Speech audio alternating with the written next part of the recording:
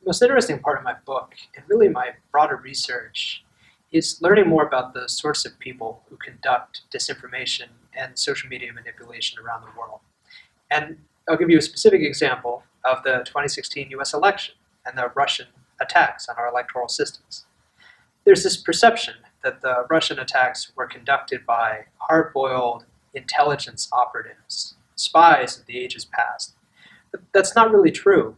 The vast majority of Russians working on behalf of the government who infiltrated our political dialogue were basically college kids.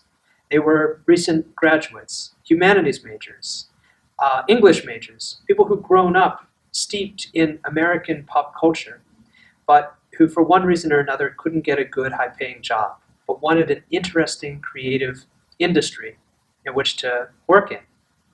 And a lot of them gravitated to this sort of disinformation work, which to them was basically another kind of viral marketing, where the target was a political system instead of making sales. I'll give you one example here.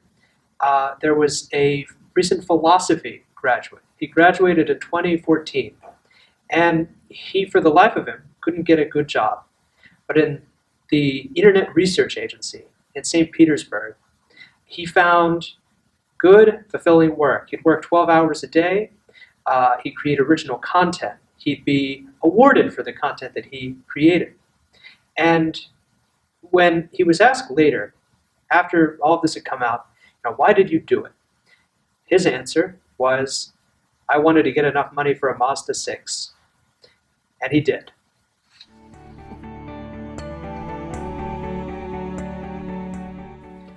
What I worry most about with regard to disinformation and social media manipulation, this phenomenon we call LikeWar, is there's an increasing trend toward private actors, toward businesses. I think people have heard a lot about a company like Cambridge Analytica in the West. We've heard a lot about their micro-targeting of US voters. What we've heard a lot less about is that Cambridge Analytica got started to affect and sway elections in developing parts of the world, using the internet as this tool to do so.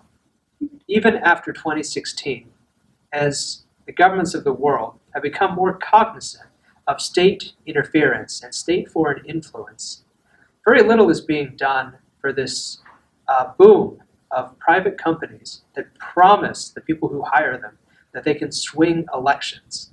And we've seen it. We've seen it recently in the United Arab Emirates, in Saudi Arabia, in Egypt, in Indonesia, in India, and all across South America, and also in the United States.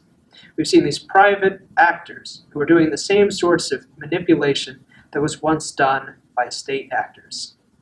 And I desperately worry, unless we think of a broader solution to this problem that punishes this sort of behavior, I think we're going to be dealing with a lot more of this in the years to come.